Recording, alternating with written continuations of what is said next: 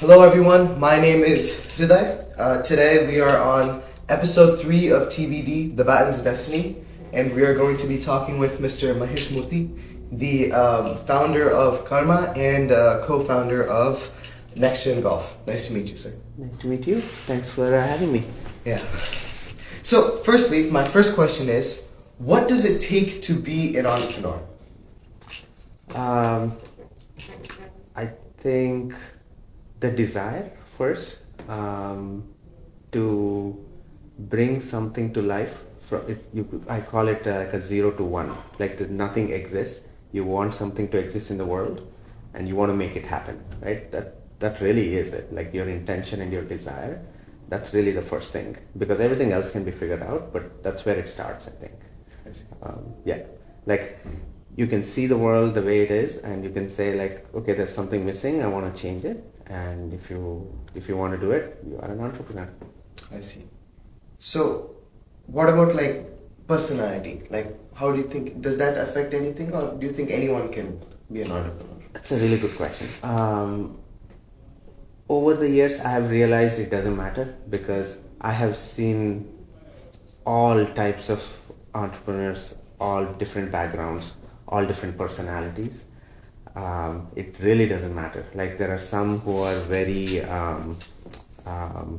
outgoing and extrovert. There are a lot of like introverts, super smart. I have seen all kinds. So really, it really doesn't matter. Like I'm like a very, very introvert. Somehow I've done a little bit. I have like known a lot of people who are very extrovert, very outgoing. That used to be the very stereotypical entrepreneur persona, but I don't think so at all. Like any person, I've seen all types of personalities. I see. Okay, cool. So that cleared up a lot of things for me, actually. So yeah, nice. Yeah, it's I remember growing up, like I have seen the thing is, if you go into if you look at social media, yeah, they always portray these entrepreneurs as these bigger than life personas, and they are out there talking, sharing their message. I mean, you still have to share a message, whatever personality you are, and selling, right? Like, but really, that is a very wrong. Social media always wants to hype it, so they always want this bigger than life personalities. But really, in reality, there probably are more introverts than extroverts, I think. I see. Yeah. Okay, so let's shift gears a little bit for a second. Yeah. How did you, first of all, what is Nextgengolf exactly? What was that? Yeah, so Nextgengolf was a tournament platform, and it was a full stack tournament platform. That means we ran team-based golf tournaments. When we started with organizing tournaments for non-collegiate golfers. So just to give you a little more context, in US there is these varsity programs in colleges where really exceptional high school kids who got into these colleges who have varsity programs, they go and play for those colleges, which is the NCAA. But one of the issue is a couple of issues. One is it's a lot of time commitment, and if you want to focus on your studies, you cannot do both varsity program and this one.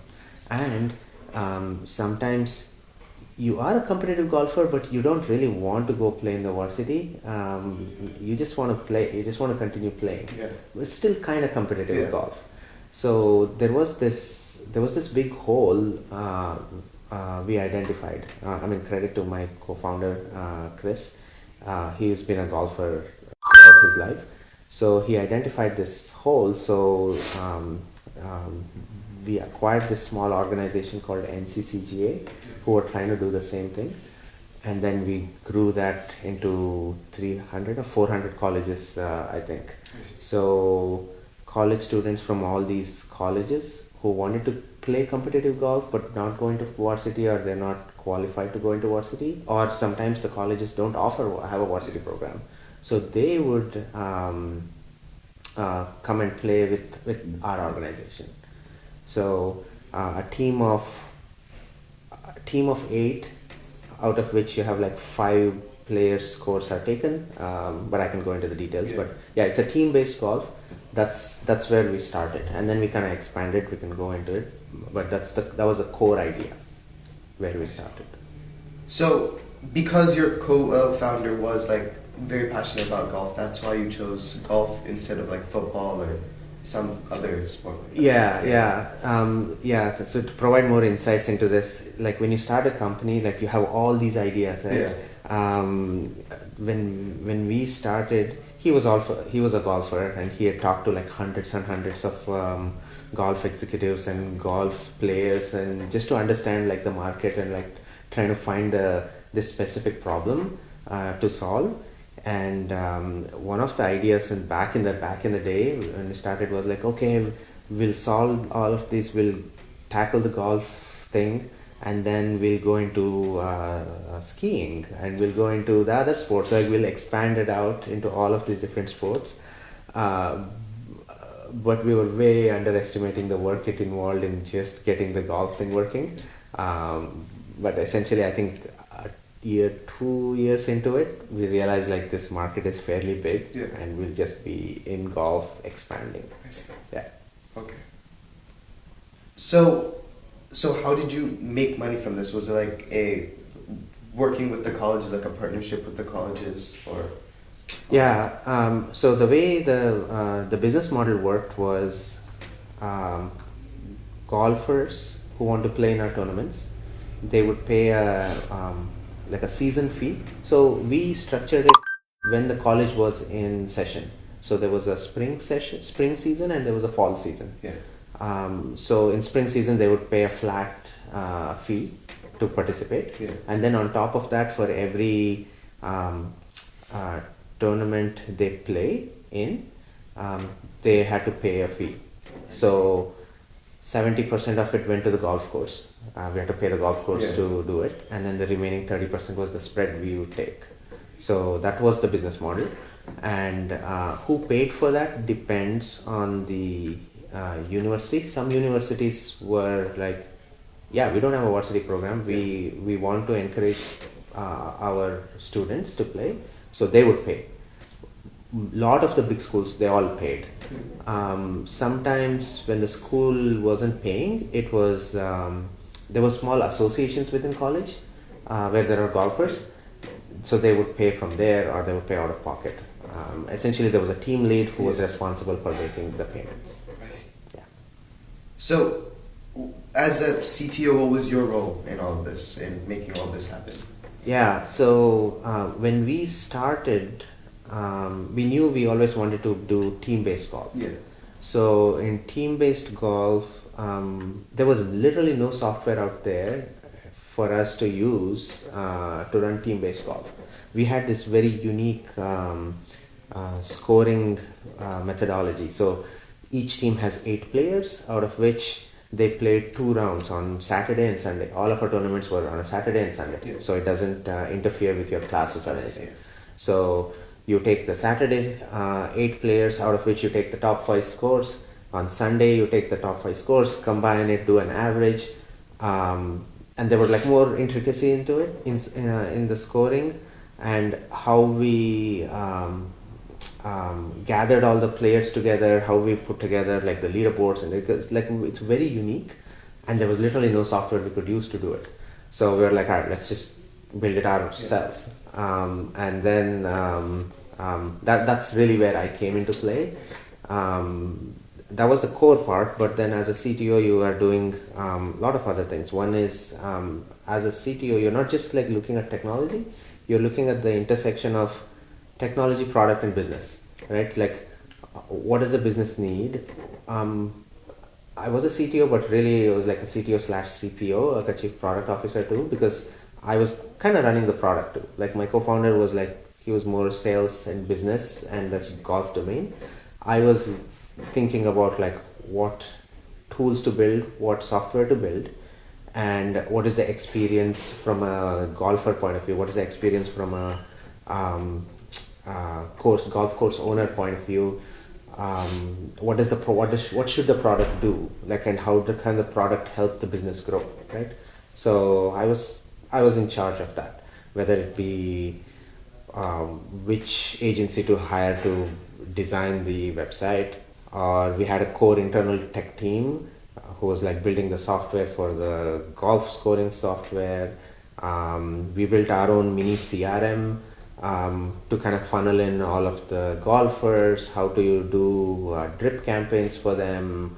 How do you kind of bring them back? How do you improve the retention rate? There's so many aspects of it. So I was overseeing all of the technology and product. I see. I see. So how big was your team with?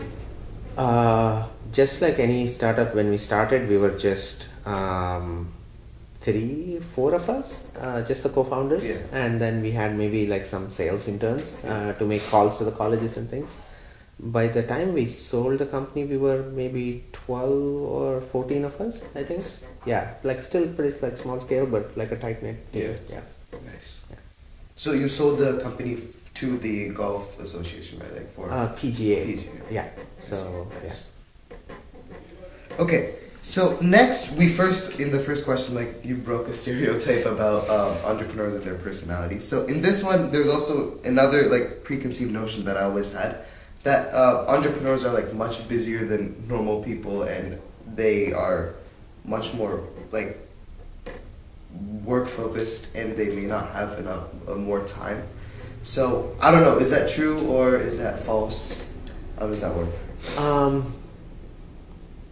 I guess it's a spectrum. It really depends. In general, like, yeah, it is busy, right? You're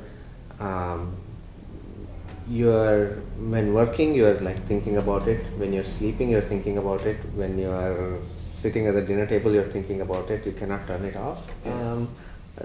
I'm giving generally what I have seen and what I go through, my experience. But I have seen other employees also busy. So I wouldn't say they are any less or more busier. I would say it really depends. Like when I was like working for other companies, like I used to constantly think and about it too. So but yeah, like now I end up working on the weekends too. So yeah, I'm definitely busy, I would say. The biggest difference I would say is probably the stress level is like through the roof, right? Like you are like, yeah, I mean, you learn to tame the stress eventually, but in the early days it's extremely stressful because you have this idea and you try to like build something and then you take it to the market, and most of the times it falls flats. No one cares about your idea, right? It takes a lot of like convincing, trying to understand their point of view, kind of massaging the idea, tweaking it, turning it, right? You don't know it will still work. It's stressful, and then you have your employees, you have to pay them, and then, well, what if it doesn't work? Like, what if you run out of money, right? Because you don't have like infinite amount of money. You will constantly hear no. Like, you're going to go sell this to like 100 people, probably 90% of them will say outrightly no. Another 9-10 people will be like, yeah, okay, this is good, but can you do this, can you do that? And then you're like, well, this is what I wanted to build, but this is completely what they're asking. Then you have to make a decision. It's extremely, extremely stressful. That stress never goes away, but it just becomes a different type of stress. Like when I started, it was like a completely different type of stress. Now it's a different thing. I would say that is probably the biggest thing. I see. Highly, highly stressful. So how do you deal with that stress? Good question. I don't know yet. I don't know, but everyone have their own ways of coping with it, I would say. I mean, I've noticed that if I don't work out for a week because I'm super busy, my stress just goes through the roof, right? Like so having a good routine, make sure you're like eating, you're sleeping, try to sleep, and Um, Exercise probably works for me. Playing a sport, taking some time to like play some sport, get it out of your system. Um, some people do like meditation. There's all different types of things, which whatever works for you. That there's no single one way, I would say. I see. Yeah. Nice. So I've a couple more questions. So, are you more flexible because it's on your own time, or no? Like you were saying that you're always thinking about it, but if you want to stop working for a little bit, can you do that? Can you afford to do that? Is it more flexible? Oh, it's definitely flexible. Like you're your own boss. Yeah, exactly. I would have loved to say that it is very flexible, but honestly, it's not like that. Your team is depending on you, so you don't want to you want to unblock them. Yeah.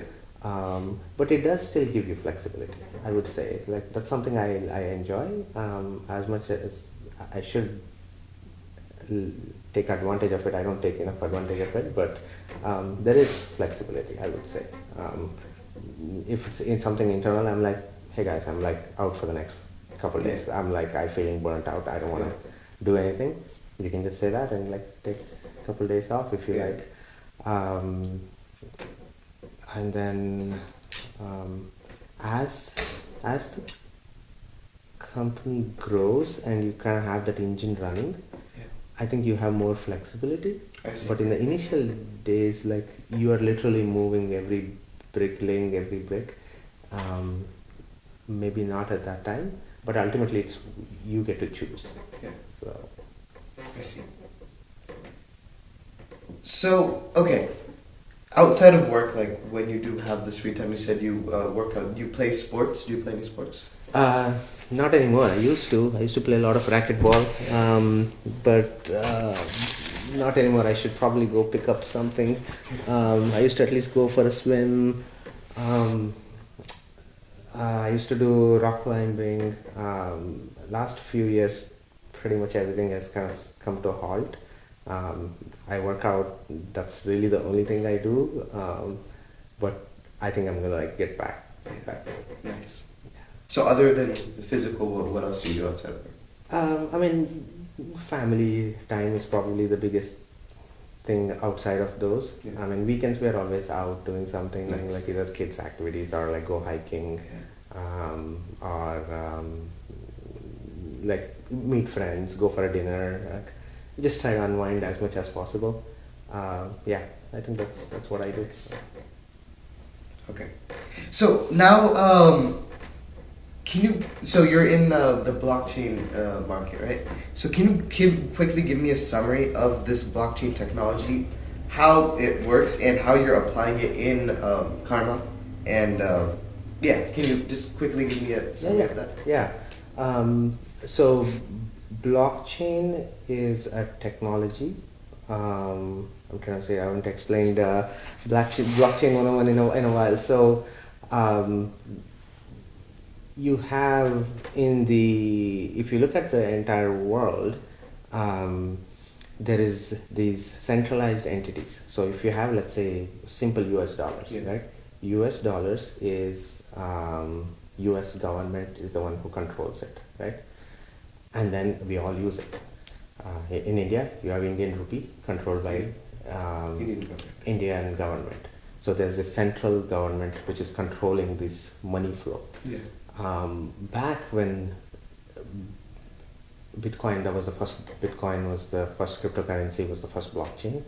The most revolutionary thing about that was no one entity controlled it. It was a network who all like kind of worked. There's algorithm and all those things we don't have to get into, but it was a group of computers. It's like network is just a bunch of computers who agreed on an algorithm and said like we're going to create this money, create this currency which no one government or anything controls, and they created this, which was the first unlock of what a blockchain is. It's a technology which is not controlled by anyone, which will help you coordinate anything across peer to peer without any central entity. That is the core idea of the blockchain. So there are now different flavors of blockchain and all those things, but the core idea is there is no one central control. There is no one person or one group controlling it. It's a very peer-to-peer. As long as there is this code in the computer which has been written, it runs based on that. Whoever agrees to it, they are part of the network. I see.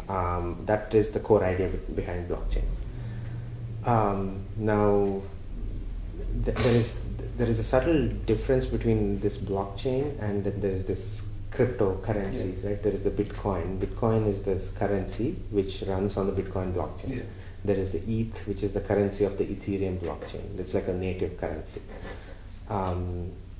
So, what we do is we don't have our own currency, but we use the blockchain technology. What we do is the benefit of blockchain is once you put something on it, there is no way someone can just delete it. Yeah. It is there forever, permanent, because that data is like replicated across the network. Everyone has agreed that this is the right data and it's been signed and hashed and like returned to it. So that's the benefit of it. Now what we leverage that and we say, okay, like the idea behind blockchain is that the data is permanent and data can be trusted, because when they were writing and everyone agreed to it that this is good and then it's there. So how can we use that? That's the core idea behind like what we built at Karma. I can go into what we do, but just as a blockchain, like that's the benefit of it. So like it's always going to be there. You can always track that. Correct. So okay, I see. Okay, so firstly about blockchain, they used to say like blockchain is going to replace all the banks and all of the marketplaces. Like, why hasn't it done that yet? That's a really good question. Yeah, we are 15 years into it. When was it? 2008 or 2009 is when Bitcoin came out, right?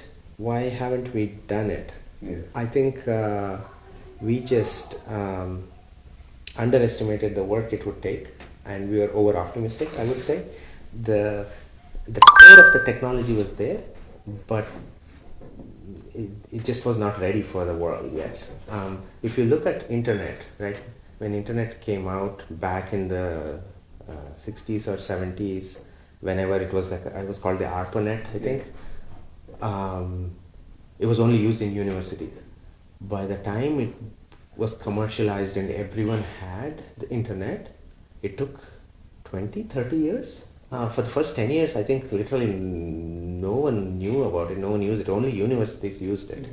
That itself was like 10 years. Yeah. And then like the commercialization started happening, people started like using it, and then you don't know, you weren't even born, like the 1990s, the dot-com bubble, 2000 dot-com bubble burst. Before that, everyone was like, internet is going to take over the world, internet is it, right? It was so hyped up, and then it turned out like a lot of things didn't work, and like the bubble crashed. So it's the same thing, right? Like any new technology, there is this there is this thing called the Gartner hype cycle. Yeah. So any new technology, a technology comes into life, people have exceedingly high expectations. It just goes like this, and then people realize like it's not there yet. It then crashes, and then there is this slow grind of over a long time, and then it really goes up. So it takes a long time. It's the same thing which is playing out in blockchain. It's any technology over centuries, you can actually put it into this, and it really fits into this Gartner hype cycle. Any new technology, there's a overhype, crash, and then a slow grind to like finally realizing the power of it. So it's the same thing which is playing out in blockchain. Are we ever going to replace the banks? I don't know. But a lot of those things will be improved, optimized. In a lot of cases, it will probably be. It will be, I'm sure. I see. Nice. Okay, so how did you get the idea for Karma? Where did you see the problem? How did you figure out? that there was a... Let's see. I've been in the blockchain space for a really long time, probably since 2013, 14-ish. I came across the Bitcoin white paper. I read it. I was like instantly kind of hooked because my interest was always in the intersection of technology, finance. I wasn't much of a finance guy, but I was always like really into like finance and also economics. So this was like a perfect thing. Yeah. Like it's a mix of those three. So I was always hooked. And then when Ethereum came out, I started like coding smart contracts and building some toy applications. So I was always there. And then I started a company on the side to teach blockchain programming while I had this other startup.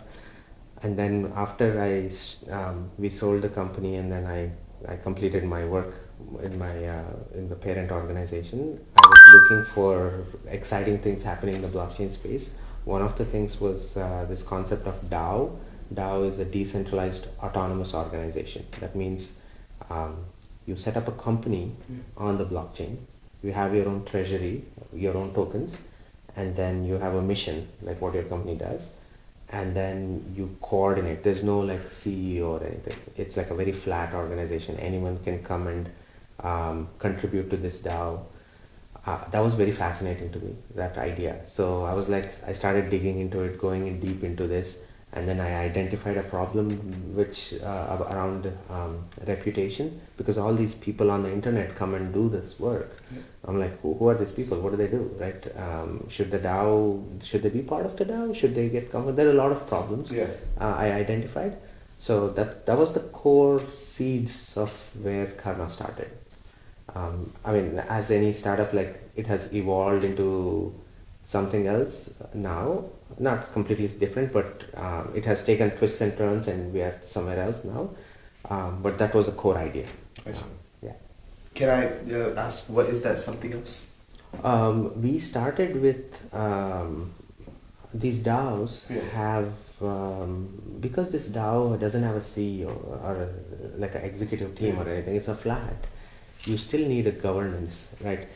Decisions still need to be made. Let's say the core idea of this DAO is to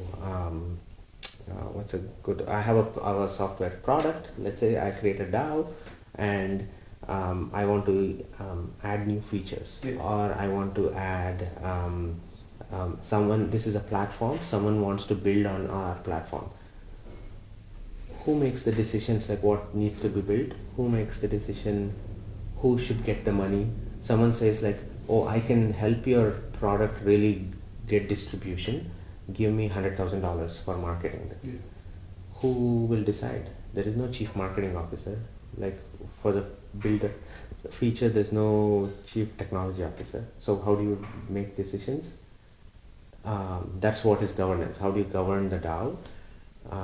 All of the DAOs have some kind of voting system. So I am a token holder. I have some shares in the DAO. Yeah. I get to decide. So I will go vote on it. So once you start like voting, people want to know like who are the people who are voting? Are they making good decisions? What is their reputation?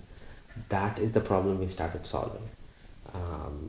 We went and like indexed all this blockchain data, and then aggregated and showed like leaderboards of like, oh, these are the people who are constantly in the DAO actually working.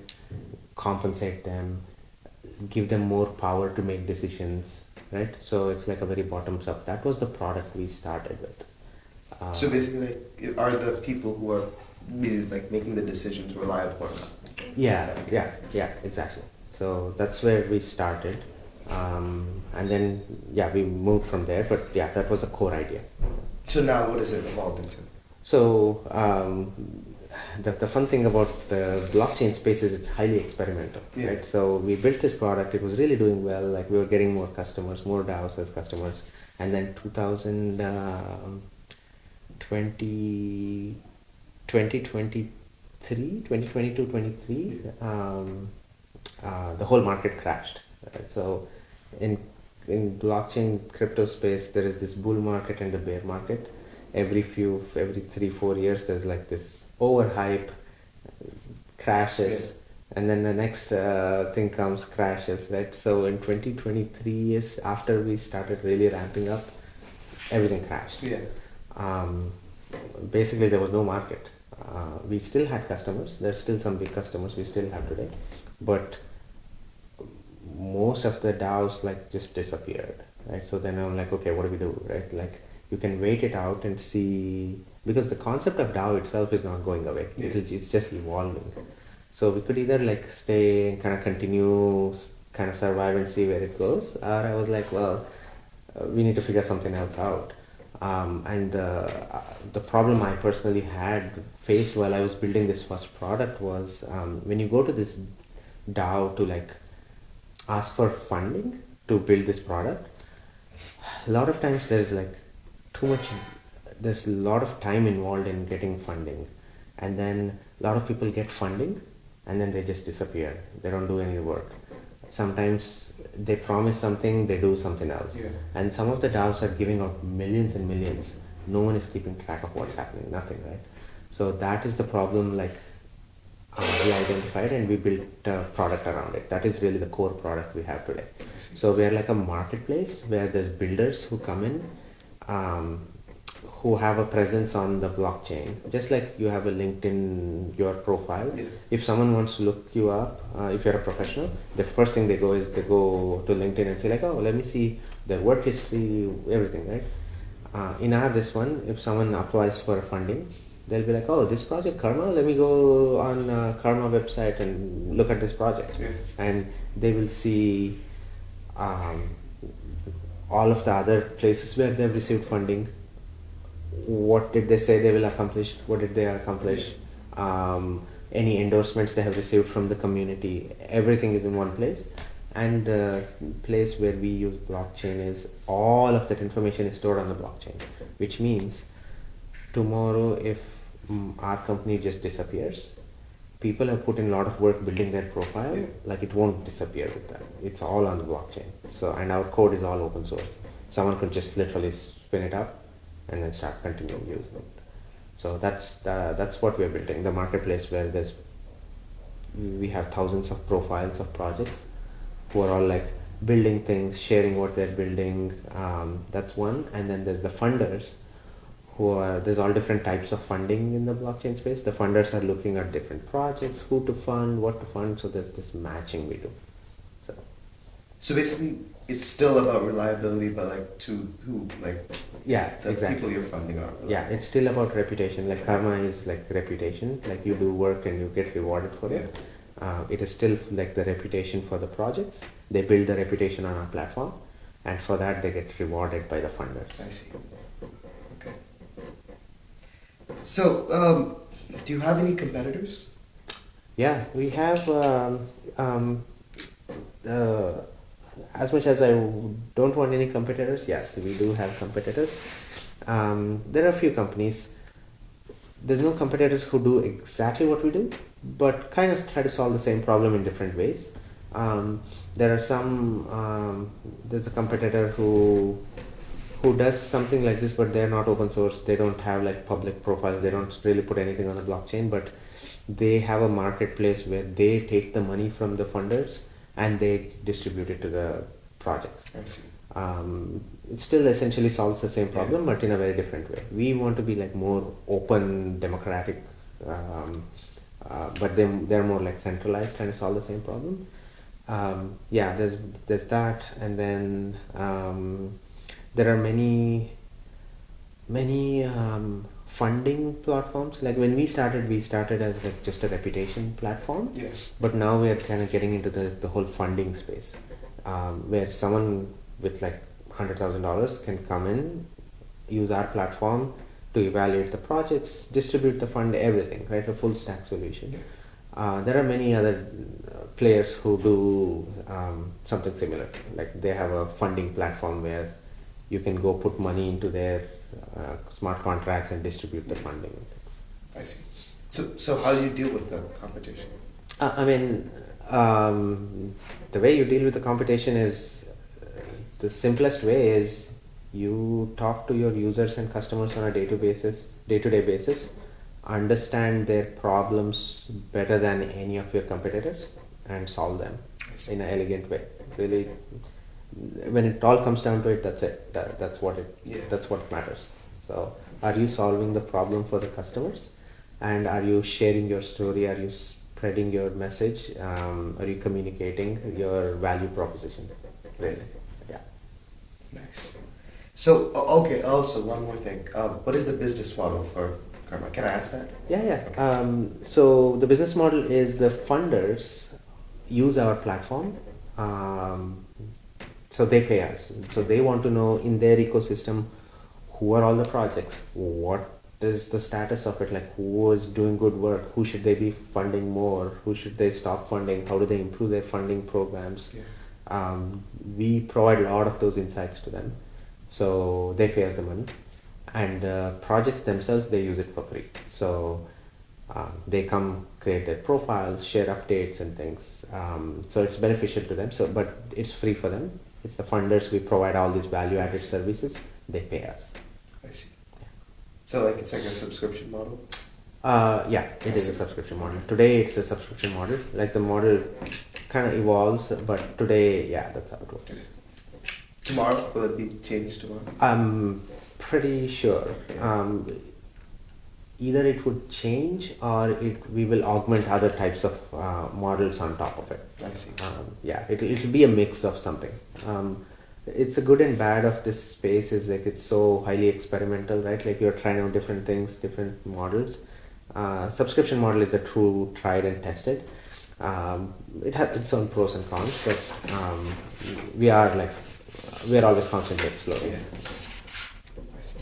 Okay, so you were also talking about how like every few years or so the market for whatever blockchain, it goes up and then it crashes, right? Yeah. You were saying that. So that's very like a high risk environment as well, right? It is. Yeah, and especially as an entrepreneur, so there's also a lot of risk in that job. Mm-hmm. So how would you ensure in this job of risk and uncertainty, how do you ensure that, how are you securing your future and your family's future?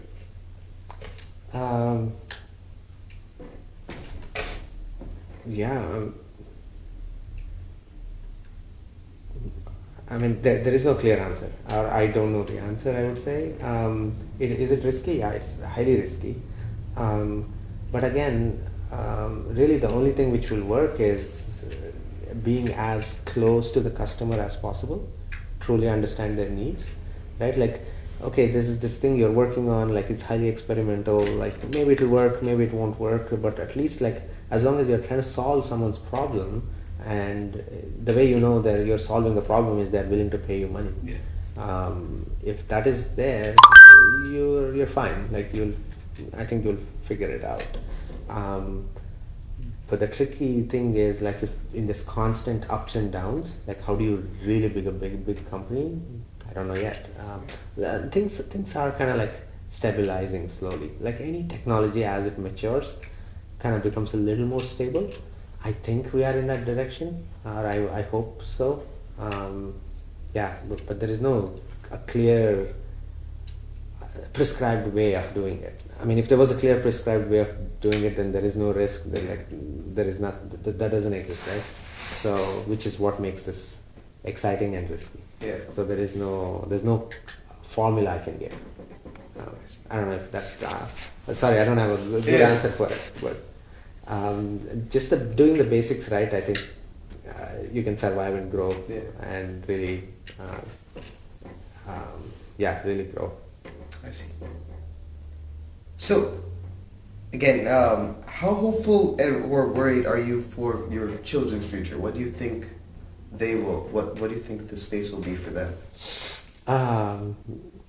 Blockchain space, I'm very excited. Like I hope they all like don't have to deal with the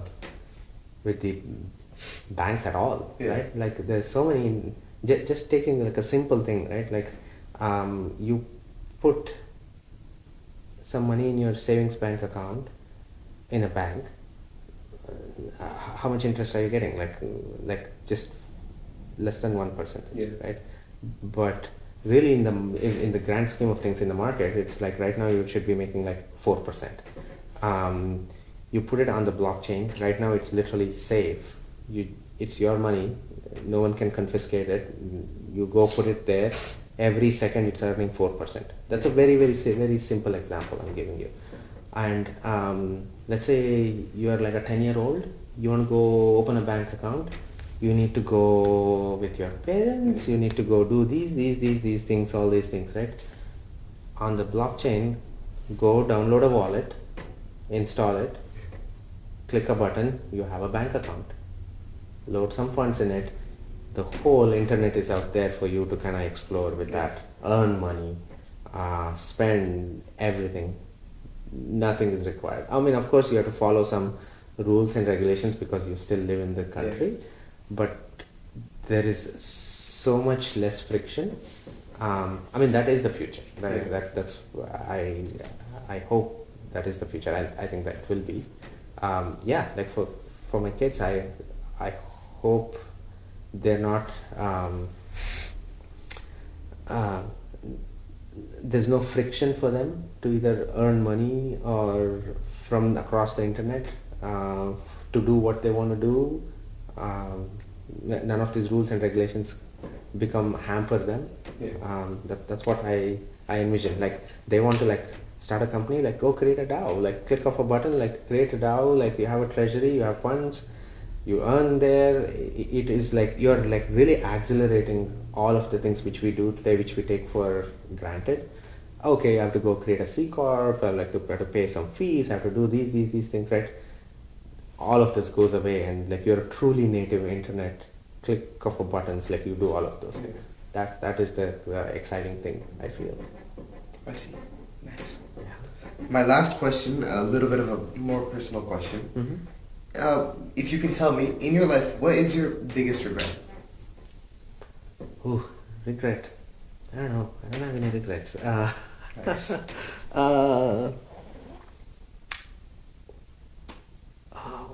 What's a big regret? Maybe I should have started. Well, I always wanted to know, like I have these ideas. I wanted to like go do those things and execute on it, and I probably should have gotten started way earlier. I would say I would have learned a lot more, and I would have been like, I'd made more progress.